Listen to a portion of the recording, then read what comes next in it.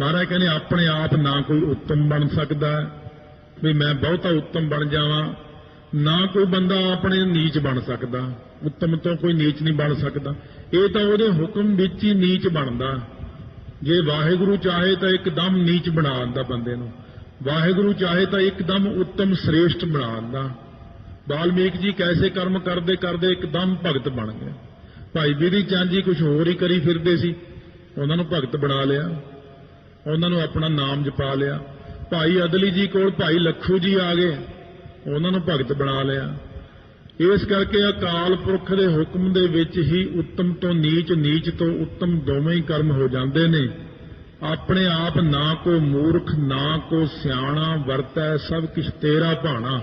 तेरे भाणे विच ही बंदा मूर्ख बन जाता, सियाणा बन जाता, उत्तम बन जाता, नीच बन जाता। ये सब तेरे हुक्म अनुसार हो रहे। जेरे इस हुक्म नूं समझ लैंदे ने उन्हां नूं महाराज कहने नानक हुक्म है जे बुझै तां हउमੈ कहै ना कोय। इस हुक्म नूं जे आपां अपने मन च वसा लईए, आखण जोर चुप्पै ना जोर, जोर ना मंगण देण ना जोर, जे इन्हां पंक्तियां नूं अपने मन दे अंदर वसा लई, कदे लड़ाई झगड़ा नहीं हुंदा, कदे रौला नहीं पैंदा कोई। जदों पता पई बोलण च किसे दा जोर नहीं, मंगण विच किसे दा जोर नहीं, आह कर्म विच जोर नहीं, किसे दा जोर ही नहीं किसे काम विच, तां जाके किते उच्ची अवस्था बनदी ब्रह्म ज्ञान दी, तां किते जाके फिर जीव दे मन दी एकाग्रता हुंदी है। महाराज सच्चे पातशाह दी जोत अपने च काम करदी है जद तक। महाराज कहने जब लग जोत काया मैं वरतै, आपा पशु न बूझै, लालच करै जीवन पद कारण लोचन कछु न सूझै। अपने च जोत कर्म कर रही है। सतगुरु कहने जब तक तेरे अंदर जोत है ना, उदों तक जाप करी जा करी जा। जब जोत निकल गई फिर तो तैथों बोलिया भी नहीं जाना, फिर तो मूहरे जां तां राम नाम सत करदे लोग ही बोलते जाते हैं। कलकत्ते ਜਾਂ जग सुधार गुरुद्वारे ਦੇ ਉੱਤੇ खड़े ਅਸੀਂ देखते ਹਾਂ, ਉੱਥੇ ਲਾਗੇ ਸੀਗਾ ਉਹ ਜਿਹੜਾ ਕਰੰਟ ਨਾਲ ਸਾੜਦੇ ਆ ਇਹਨਾਂ ਨੂੰ ਮੁਰਦਿਆਂ ਨੂੰ, ਇਲੈਕਟ੍ਰਿਕ ਭੱਠੀ ਜੀ, ਉਹ ਮੁਰਦਾ ਉੱਪਰੋਂ ਦਿਖਦਾ, ਚੱਕ ਕੇ ਜਿਹੜੇ ਭੱਜੇ ਜਾਂਦੇ ਬੋਲ ਹਰੀ ਕਰਦੇ ਜਾਂਦੇ ਅੱਗੇ ਅੱਗੇ। ਉਹ ਮੁਰਦੇ ਦਾ ਸਿਰ ਐ ਹਿਲਦਾ ਸੀਗਾ। ਬਾਬਾ ਕਰਤਾਰ ਸਿੰਘ ਜੀ ਖਾਲਸਾ ਕਹਿੰਦੇ ਹੁਣ ਵੀ ਨਾ ਕਰੀ ਜਾਂਦਾ, ਦੇਖ ਲਓ। ਕਹਿੰਦੇ ਉਹ ਕਹਿੰਦੇ ਬੋਲ ਹਰੀ, ਉਹ ਕਹਿੰਦਾ ਨਾ ਮਰਦਿਆ ਉਹ ਮਰਨ ਤੋਂ ਬਾਅਦ ਵੀ ਕਹਿੰਦਾ ਹਰੀ ਨਹੀਂ ਬੋਲਣਾ, राम नहीं बोलना, वाहिगुरु नहीं मैं कहना, मर के भी नहीं कहूंगा। सतगुरु महाराज कहने वो जिउंदे तक कहो, मरण तो बाद तो पता नहीं अपने तो कहा जाना कि नहीं कहा जाना। जिउंदे आखो वाहिगुरु वाहिगुरु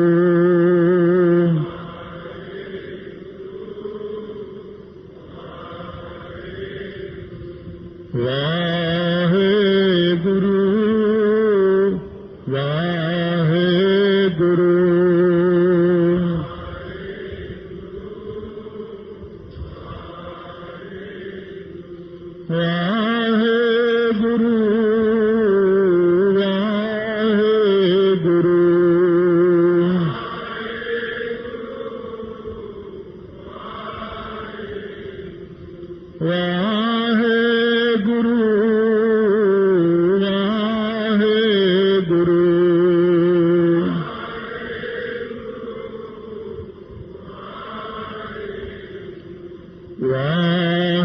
वाहिगुरु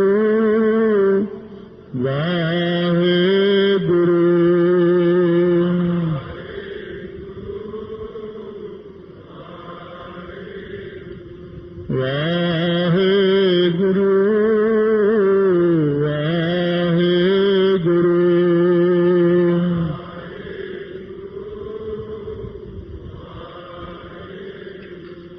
सतनाम वाहिगुरु सतनाम वाहिगुरु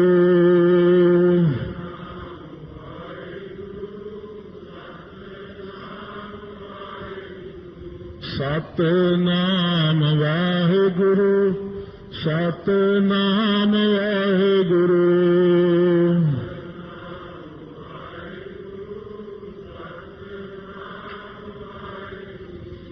वाहिगुरु वाहिगुरु वाहिगुरु वाहिगुरु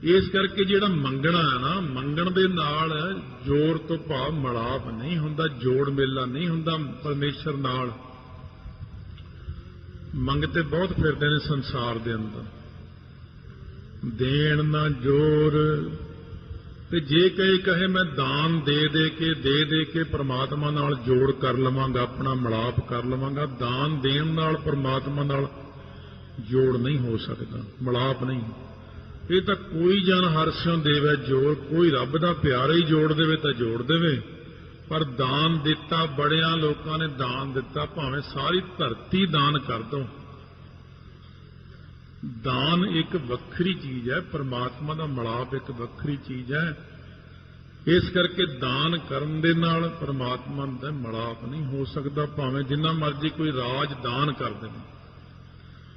ਜੋਰ ਨਾ ਜੀਵਨ। ਜੇ ਕੋਈ ਕਹੇ ਕਿ ਮੈਂ ਜੀਵਨ ਤੋਂ ਭਾਵ ਲੰਬੀ ਉਮਰ ਜਿਉਂ ਲਵਾਂ ਤਾਂ ਮੈਨੂੰ ਸ਼ਾਇਦ ਰੱਬ ਮਿਲ ਜਾਵੇ, ਲੱਖ ਨਾਗਾਂ ਕਰੋੜ ਕਾਗਾਂ, ਲੱਖਾਂ ਸਾਲ ਉਮਰ ਹੈ ਨਾਗਾਂ ਦੀ ਤੇ ਕਰੋੜਾਂ ਸਾਲ ਕਾਵਾਂ ਦੀ ਉਮਰ ਹੈ, ਫਿਰ ਤਾਂ ਉਹਨਾਂ ਨੂੰ ਰੱਬ ਮਿਲੇ। ਬੜੇ ਬੜੇ ਜੋਗੀ ਆਪਣੀ ਉਮਰ ਵਧਾ ਕੇ 5-5 ਹਜ਼ਾਰ ਸਾਲ ਲੰਮੀ ਕਰ ਲੈਂਦੇ ਨੇ। ਇਉਂ ਜੇ ਲੰਮੀਆਂ ਉਮਰਾਂ ਕਰਨ ਨਾਲ ਪਰਮਾਤਮਾ ਮਿਲਦਾ ਹੋਵੇ ਤਾਂ ਫਿਰ ਲੰਮੀਆਂ ਉਮਰਾਂ ਸਭ ਤੋਂ ਜਿਹੜੇ ਜਾਨਵਰਾਂ ਦੀਆਂ ਜ਼ਿਆਦਾ ਉਹਨਾਂ ਨੂੰ ਮਿਲੇ। ਇਉਂ ਲੰਮੀਆਂ ਉਮਰਾਂ ਕਰਨ ਦੇ ਨਾਲ ਪਰਮਾਤਮਾ ਨਾਲ ਸਾਡਾ ਜੋੜ ਨਹੀਂ। ਇਸੇ ਦਾ ਹੀ ਭਾਵ ਗਿਆਨ ਹੈ ਵੀ ਆਖਣ ਨਾਲ ਜੋਰ ਦਾ ਅਰਥ ਗਿਆਨ ਵੀ ਹੈ। ਗਿਆਨ ਪੈਦਾ ਆਖਣ ਨਾਲ ਨਹੀਂ ਹੁੰਦਾ, ਗੱਲਾਂ ਦੇ ਨਾਲ ਗਿਆਨ ਨਹੀਂ ਹੁੰਦਾ। ਜੇ ਕੋਈ ਆਖੇ ਗੱਲਾਂ ਦੇ ਨਾਲ ਮੈਨੂੰ ਬ੍ਰਹਮ ਗਿਆਨ ਹੋ ਗਿਆ, ਫਿਰ ਬ੍ਰਹਮ ਗਿਆਨ ਨਹੀਂ ਹੋ ਸਕਦਾ। ਚੁੱਪ ਰਹਿਣ ਨਾਲ ਗਿਆਨ ਨਹੀਂ ਹੋ ਸਕਦਾ ਵੀ ਮੈਂ ਚੁੱਪ ਕਰਕੇ ਬੈਠਾ ਰਵਾਂ। ਇੱਥੇ ਗਿਆਨ ਅੰਤਰੀਵ ਗਿਆਨ ਦਾ ਹੈ, ਆਤਮਿਕ ਗਿਆਨ। ਚੁੱਪ ਰਹਿਣ ਨਾਲ ਆਤਮਿਕ ਗਿਆਨ ਨਹੀਂ ਹੁੰਦਾ, ਜਾਂ ਮੰਗਣ ਨਾਲ ਗਿਆਨ ਨਹੀਂ। ਥਾਂ ਜਿੰਨਾ ਮਰਜ਼ੀ ਤੁਸੀਂ ਮੰਗਦੇ ਫਿਰੋ, ਭਾਵੇਂ ਬ੍ਰਹਮ ਗਿਆਨੀਆਂ ਕੋਲ ਮੰਗਦੇ ਫਿਰੋ ਜੀ ਮੈਨੂੰ ਆਤਮਿਕ ਗਿਆਨ ਬਖਸ਼ੋ, ਉਹ ਵੀ ਇਹੀ ਕਹਿੰਦੇ ਕੋਈ ਕਮਾਈ ਕੀਤੀ ਹੈ, ਬਿਨਾਂ ਕਮਾਈ ਤੋਂ ਕਿਵੇਂ ਤੈਨੂੰ ਗਿਆਨ ਹੋ ਸਕਦਾ ਹੈ। ਸੋ ਇਸ ਪ੍ਰਕਾਰ ਦੇਣ ਨਾ ਜੋਰ। ਕਹਿੰਦੇ ਨੇ ਦਾਨ ਦੇਣ ਨਾਲ ਜੇ ਕੋਈ ਕਹੇ ਹੁਣ ਮੈਨੂੰ ਬਸ ਅੱਜ ਬ੍ਰਹਮ ਗਿਆਨ ਹੋ ਜਾਣਾ ਕਿਉਂਕਿ ਮੈਂ ਅੱਜ ਲੱਖ ਰੁਪਈਆ ਦਾਨ ਕੀਤਾ। ਭਗਤ ਕਬੀਰ ਜੀ ਕੋਲ ਜਿਵੇਂ ਕੋਈ ਰਾਜਾ ਸੀ ਉੱਥੋਂ ਦਾ, ਉਹ ਆ ਗਿਆ, ਬੜੀਆਂ ਬੜੀਆਂ ਥਾਲ ਭਰ ਕੇ, ਥਾਲੀਆਂ ਭਰ ਕੇ ਕਬੀਰ ਜੀ ਕੋਲ ਲਿਆ ਕੇ ਰੱਖਤੀਆਂ। ਕਹਿੰਦੇ ਇਹ ਕੀ ਹੈ? ਉੱਤੋਂ ਕੱਪੜਾ ਲਾ ਕੇ ਦਿਖਾਉਣਾ, ਇਹ ਹੀਰੇ ਹੈ, ਆਹ ਮੋਤੀ ਹੈ, ਸੋ ਇਹ ਚਾਂਦੀ ਸੋਨਾ ਹੈ, ਆਹ ਜਿਹੜੇ ਰਤਨ ਜਵਾਹਰ ਮਾਣਕ ਨੇ। ਕਬੀਰ ਜੀ ਕਹਿੰਦੇ ਇਹ ਕਿਉਂ ਲਿਆਏ ਮੇਰੇ ਪਾਸ? ਕਹਿੰਦੇ ਜੀ ਮੈਂ ਸੁਣਿਆ ਤੁਹਾਨੂੰ ਪਰਮੇਸ਼ਰ ਦੀ ਪ੍ਰਾਪਤੀ ਹੋਈ ਹੈ ਤੇ ਮੈਂ ਇਹ ਚਾਹੁੰਦਾ ਕਿ ਆਹ ਸਾਰਾ ਹੀਰਾ ਚਾਂਦੀ ਮੋਤੀ ਸੋਨਾ ਗਹਿਣੇ ਸਭ ਲੈ ਲਓ, ਮੈਨੂੰ ਪਰਮਾਤਮਾ ਨਾਲ ਮਿਲਾ ਦਿਓ। ਕਬੀਰ ਜੀ ਹੱਸ ਕੇ ਕਹਿੰਦੇ ਕੰਚਨ ਸਿਉ ਪਾਈਐ ਨਹੀਂ ਤੋਲ, ਮਨ ਦੇ RAM ਲਿਆ ਹੈ ਮੋਲ। ਕਹਿੰਦੇ ਉਹ ਐਂ ਦੇਣ ਨਾਲ ਕਿਤੇ ਜੋਰ ਮਿਲਾਪ ਹੋ ਸਕਦਾ, ਕੋਈ ਗਿਆਨ ਹੋ ਸਕਦਾ ਬੰਦੇ ਨੂੰ? ਜਿਵੇਂ ਤੁਸੀਂ ਚੱਕੀ ਫਿਰਦੇ ਹੋ ਐ ਤਾਂ ਫਿਰ ਜਿਹੜੇ ਰਾਜੇ ਕੋਲ ਜ਼ਿਆਦਾ ਹੀਰੇ ਮੋਤੀ ਨੇ ਉਹੀ ਰੱਬ ਨੂੰ ਮਿਲ ਸਕਦਾ। ਕਹਿੰਦੇ ਮਨ ਦੇ RAM ਲਿਆ ਹੈ ਮੋਲ, ਮਨ ਦੇ ਕੇ ਪ੍ਰਮਾਤਮਾ ਮਿਲਦਾ। ਪ੍ਰਮਾਤਮਾ ਦੇ ਦਰਸ਼ਨ ਇਉਂ ਹੀ ਨਹੀਂ ਹੋ ਜਾਂਦੇ। ਇਸ ਕਰਕੇ ਜੇ ਲੰਬੀਆਂ ਉਮਰਾਂ ਵਾਲੇ, ਜਿਹੜੇ ਲੰਬੀਆਂ ਉਮਰਾਂ ਵਾਲੇ ਨੇ, ਉਹ ਕਹਿਣ ਮੈਨੂੰ ਗਿਆਨ ਹੋ ਗਿਆ। ਬ੍ਰਹਮ ਗਿਆਨ ਲੰਬੀ ਉਮਰ ਨਾਲ ਨਹੀਂ ਹੁੰਦਾ। ਜਦ 10ਵੇਂ ਪਾਤਸ਼ਾਹ ਨਾਗੇ ਦੀ ਸਰਾਏ ਗਏ, ਜਿੱਥੇ ਗੁਰੂ ਅੰਗਦ ਦੇਵ ਮਹਾਰਾਜ ਦਾ ਅਵਤਾਰ ਹੋਇਆ, ਉੱਥੇ ਜਦ ਪਹੁੰਚੇ ਤਾਂ ਉੱਥੇ ਇੱਕ ਜੋਗੀ ਬੈਠਾ ਹੈ, ਬੜੀ ਲੰਬੀ ਉਮਰ ਆ ਉਹਦੀ। ਸੋ ਇਸ ਕਰਕੇ 5220 ਸਾਲ ਉਮਰ ਸੀ ਉਹਦੀ। ਤੇ ਜੋਗੀ ਦੇ ਚੇਲਿਆਂ ਨੇ ਜਦ ਜਾ ਕੇ ਮਹਾਰਾਜ ਦੇ ਦਰਸ਼ਨ ਕੀਤੇ, ਕਹਿੰਦੇ ਜੀ ਉੱਧਰ ਇੱਕ ਗੁਰੂ ਸਾਹਿਬ ਆਏ ਨੇ, ਨਾਲ ਫੌਜਾਂ ਨੇ। ਕਹਿੰਦਾ ਕਿੰਨੀ ਕੁ ਉਮਰ ਆ? ਕਹਿੰਦੇ 35 ਕੁ ਸਾਲ ਹੈ ਦੇਖਣ ਮਾਤਰ। ਹੱਸ ਕੇ ਕਹਿੰਦਾ ਇਹ ਨਿਆਣੇ ਕਿਤੇ ਗੁਰੂ ਬਣਦੇ ਹੁੰਦੇ ਨੇ, ਇਹ ਬੱਚਾ ਹੈ ਵਿਚਾਰਾ, ਹੋਣਾ ਕੋਈ ਰਾਜ ਘਰਾਣੇ ਦਾ ਪੁੱਤਰ, वो फिर आ गए वापस, फिर महाराज कोल बैठ गए। उधरों किते सिख जोगी कोल हो के आए सी, वो भी आ गए। कहने महाराज एक जोगी रहिंदा, बड़ी लंबी उम्र है उसदी। महाराज कहने हाँ 5220 साल उम्र है उसदी। ਉਹਦੇ ਚੇਲਿਆਂ ਨੂੰ ਬੜਾ ਕਰੰਟ ਲੱਗਿਆ ਸੁਣ ਕੇ ਵੀ ਇਹਨਾਂ ਨੂੰ ਤਾਂ ਉਮਰ ਦਾ ਵੀ ਪਤਾ ਹੈ। ਉਹ ਜਾ ਕੇ ਆਪਣੇ ਗੁਰੂ ਨੂੰ ਦੱਸਿਆ, ਕਹਿੰਦੇ ਜੀ ਉਹ ਜਿਹੜੇ ਗੁਰੂ ਸਾਹਿਬ ਨੇ ਜਿਨ੍ਹਾਂ ਨੂੰ ਤੁਸੀਂ ਕਹਿੰਦੇ ਹੋ ਉਹ ਬੱਚਾ ਹੈ, ਉਹ ਤੁਹਾਡੀ ਉਮਰ ਵੀ ਦੱਸੀ ਜਾਂਦੇ ਨੇ 5220 ਸਾਲ। ਜੋਗੀ ਉੱਠ ਕੇ ਇੱਕਦਮ ਖੜਾ ਹੋ ਗਿਆ, ਕਹਿੰਦੇ ਇਹ ਤਾਂ ਕੋਈ ਪੂਰਨ ਅਵਤਾਰ ਹੈ। ਜਾ ਕੇ ਮਹਾਰਾਜ ਕੋਲ ਖੜਾ ਹੋ ਗਿਆ, ਜਾ ਕੇ ਮੱਥਾ ਟੇਕਿਆ। ਮਹਾਰਾਜ ਸੱਚੇ ਪਾਤਸ਼ਾਹ ਕਹਿੰਦੇ ਆਓ ਜੋਗੀ ਜੀ। ਕਹਿੰਦੇ ਮਹਾਰਾਜ ਇੰਨੀ ਛੋਟੀ ਉਮਰ ਤੇ ਇੰਨਾ ਗਿਆਨ। ਮਹਾਰਾਜ ਸੱਚੇ ਪਾਤਸ਼ਾਹ ਕਹਿੰਦੇ ਕੋਈ ਉਮਰ ਨਾਲ ਗਿਆਨ ਹੁੰਦਾ ਬੰਦੇ ਨੂੰ? ਇਉਂ ਤਾਂ ਪਹਾੜ ਹੈ, ਧਰਤੀ ਹੈ, ਇਹਨਾਂ ਦੀ ਉਮਰ ਬੜੀ ਲੰਬੀ, ਤਾਰੇ ਚੰਦਰਮਾ ਸੂਰਜ ਸਭ ਨੂੰ ਗਿਆਨ ਹੋ ਜਾਏ ਫਿਰ ਤਾਂ। ਲੰਬੀਆਂ ਉਮਰਾਂ ਨਾਲ ਗਿਆਨ ਨਹੀਂ ਹੁੰਦਾ। ਫਰਕ ਇੰਨਾ ਕਿ ਮੈਂ ਸ੍ਰੀ ਹੇਮਕੁੰਟ ਸਾਹਿਬ ਤੇ ਤਪੱਸਵੀ ਫਲਾਨਾ ਔਰ ਮੈਂ ਆਪਣਾ ਖਲੜਾ ਤਿਆਗਤਾ, ਹੁਣ ਮੈਂ ਦੂਸਰੇ ਇਸ ਅਵਤਾਰ ਚ ਆਇਆ। ਤੂੰ ਉਹੀ ਰੱਖੀ ਬੈਠਾ ਆਪਣਾ। ਤੂੰ ਵੀ ਖਲੜਾ ਛੱਡ ਦੇ, ਖਲੜਾ ਮੋਹ ਛੱਡ ਦੇ ਆਪਣੇ ਦਾ। ਖਲੜਿਆਂ ਨਾਲ ਗਿਆਨ ਨਹੀਂ ਹੁੰਦਾ, ਲੰਬੀ ਉਮਰ ਨਾਲ ਗਿਆਨ ਨਹੀਂ ਹੁੰਦਾ। ਗਿਆਨ ਤਾਂ ਗੁਰੂ ਸਾਹਿਬ ਦੀ ਕਿਰਪਾ ਨਾਲ ਹੀ ਹੁੰਦਾ। ਤਾਂ ਮਹਾਰਾਜ ਸੱਚੇ ਪਾਤਸ਼ਾਹ ਕਹਿੰਦੇ ਨੇ ਜੇ ਕੋਈ ਕਹੇ ਕਿ ਮੈਂ ਪੁੱਠਾ ਲਟਕਦਾ, ਮੈਂ ਆਤਮ ਹੱਤਿਆ ਕਰ ਲਵਾਂਗਾ, ਮੈਨੂੰ ਰੱਬ ਤੂੰ ਮਿਲ, ਨਾ ਤਾਂ ਮੈਨੂੰ ਗਿਆਨ ਦੇ, ਨਹੀਂ ਤਾਂ ਲੱਗਿਆ ਮੈਂ ਗੋਲੀ ਮਾਰਨ ਆਪਣੇ ਆਪ ਨੂੰ, ਇਹਦਾ ਜ਼ਹਿਰ ਖਾ ਲਵਾਂਗਾ, ਮੈਂ ਪੁੱਠਾ ਲਟਕ ਕੇ ਮਰ ਜਾਵਾਂਗਾ, ਮੈਂ ਨਦੀ ਛਾਲ ਮਾਰ ਦੇਵਾਂ। ਮਹਾਰਾਜ ਕਹਿੰਦੇ ਆਉਂ ਜੇ ਮਰਨ ਨਾਲ ਕਿਤੇ ਪਰਮਾਤਮਾ ਮਿਲਦਾ ਹੋਵੇ ਫਿਰ ਤਾਂ ਲੋਕ ਰੋਜ਼ ਆਤਮ ਹੱਤਿਆ ਕਰਦੇ, ਫਿਰ ਤਾਂ ਉਹਨਾਂ ਨੂੰ ਰੱਬ ਮਿਲ ਜੇ। ਕੋਈ ਗੱਡੀਆਂ ਥੱਲੇ ਮਰਦੇ, ਕੋਈ ਜ਼ਹਿਰ ਖਾ ਕੇ ਮਰਦੇ, ਕੋਈ ਕਿਵੇਂ ਮਰਦੇ ਆ। ਇਹ ਮਰਨ ਨਾਲ ਆਪਣੇ ਆਪ ਆਤਮ ਹੱਤਿਆ ਕਰਨ ਨਾਲ ਜਾਂ ਮਰਨ ਨਾਲ ਗਿਆਨ, ਫਿਰ ਤਾਂ ਜਿਹੜਾ ਬੰਦਾ ਮਰੇ ਉਸੇ ਨੂੰ ਰੱਬ ਮਿਲ ਜੇ। ਨਾ ਤਾਂ ਗਿਆਨ ਹੋ ਸਕਦਾ, ਨਾ ਜੋੜ ਮਿਲਾਪ ਹੋ ਸਕਦਾ। ਜੋਰ ਨਾ ਰਾਜਮਾਲ ਮਨ ਸੋਰ।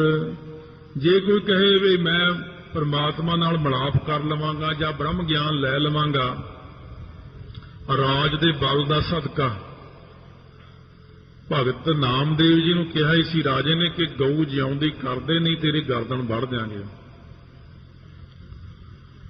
ਮਾਲ ਡੰਗਰ ਹਾਥੀ ਘੋੜੇ ਰਾਜਿਆਂ ਕੋਲ ਕਿੰਨੇ ਨੇ, ਮਾਲ ਧਨ ਕਿੰਨਾ ਹੈ, ਰਾਜ ਦਾ ਬਲ ਹੈ।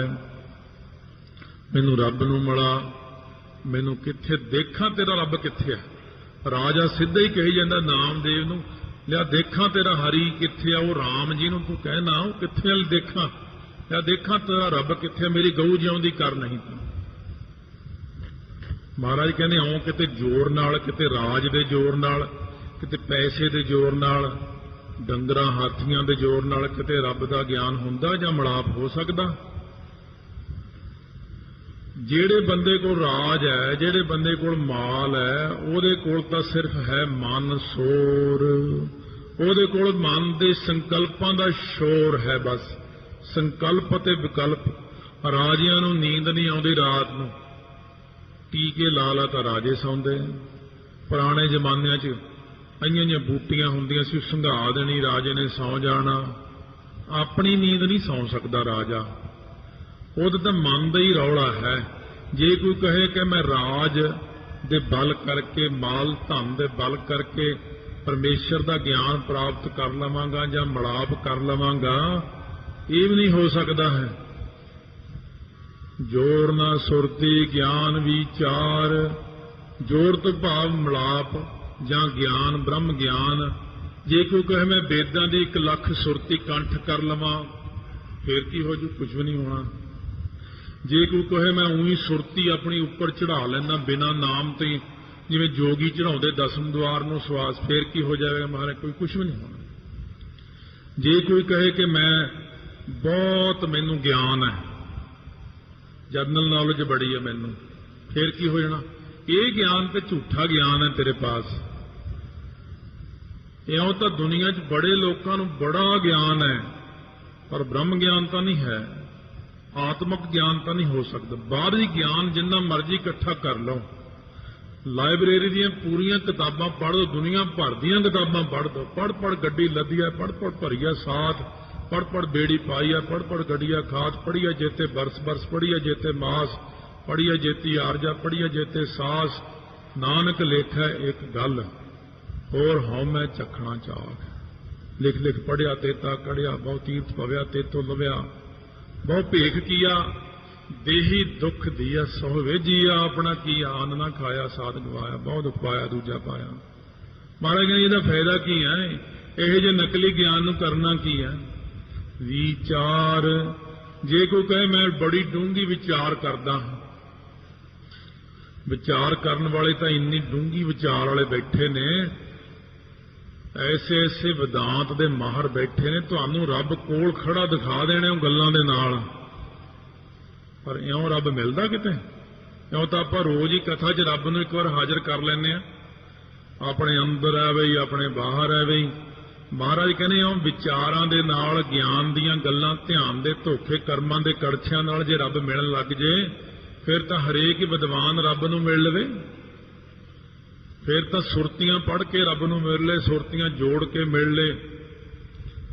ਗਿਆਨ ਜਿਹੜਾ ਸ਼ਾਂਖ ਮੱਤ ਵਾਲਿਆਂ ਕੋਲੇ ਹੈ, ਵਿਚਾਰ ਜਿਹੜਾ ਵਿਸ਼ੇਖਕ ਮੱਤ ਵਾਲਿਆਂ ਕੋਲੇ, ਉਹਨਾਂ ਕੋਲ ਬੜੇ ਬੜੇ ਵਿਚਾਰ ਪਏ ਨੇ। ਦੂਜੀਆਂ ਮੱਤਾਂ ਕੋਲੇ ਇੰਨੇ ਵਿਚਾਰ ਨੇ, ਕੋਈ ਅੰਤ ਹੀ ਨਹੀਂ ਉਹਨਾਂ ਦਾ। ਹਾਲੇ ਤਾਂ ਆਪਾਂ ਇੱਥੇ ਵਿਦਾਂਤ ਕਦੇ ਵੀ ਨਹੀਂ ਸ਼ੁਰੂ ਕੀਤਾ। ਵਿਦਾਂਤ ਕਦੇ ਸ਼ਾਮ ਦੀ ਕਥਾ 'ਚ ਆਵੇਗਾ 10ਵੇਂ ਪਾਤਸ਼ਾਹ ਦੇ ਸਮੇਂ ਤੇ, ਜਦ 10ਵੇਂ ਪਾਤਸ਼ਾਹ ਦਾ ਪ੍ਰਸੰਗ ਆਇਆ ਨਾ,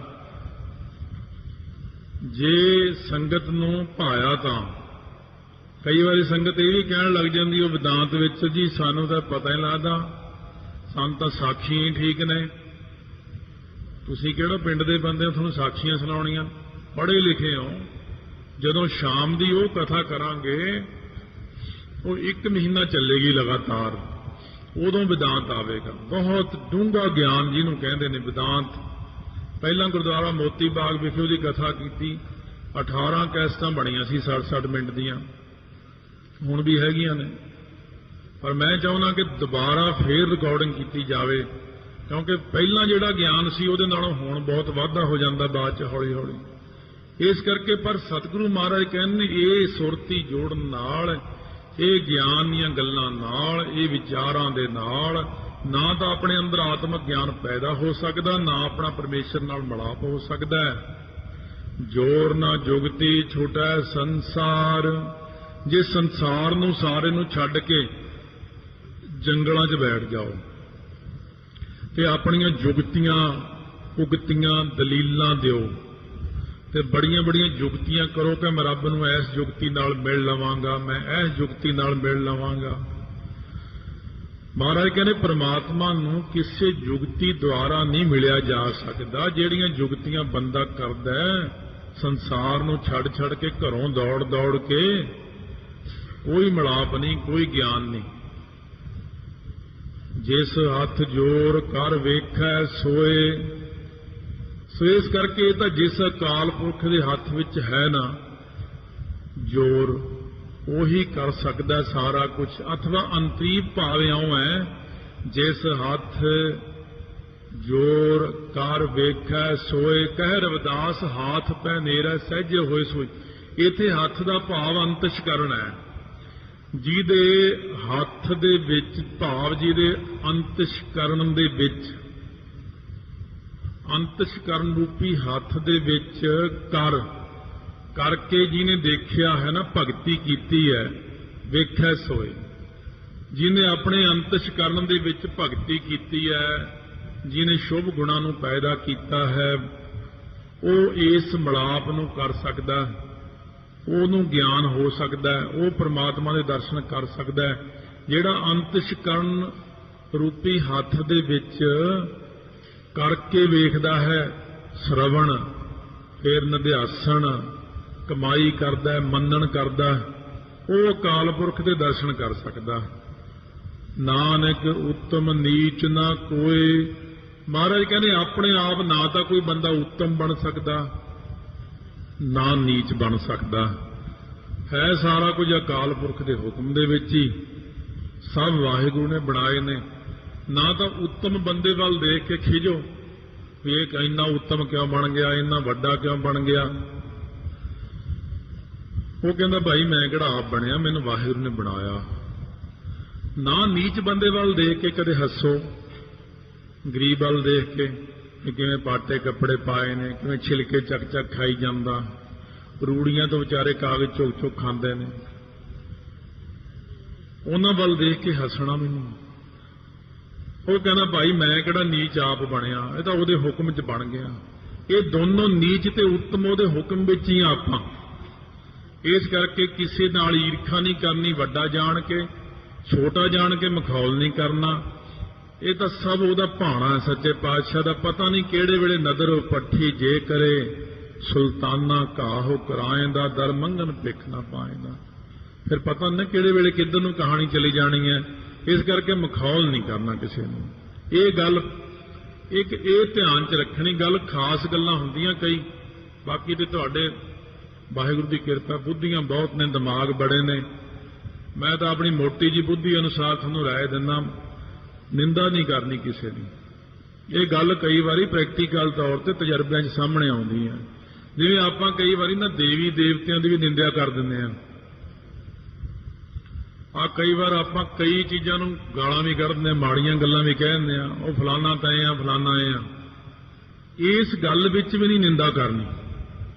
ਦੇਵੀ ਦੇਵਤਾ ਵੀ ਉਹਦੇ ਹੁਕਮ ਵਿੱਚ ਹੀ ਬਣੇ ਹੋਏ ਨੇ।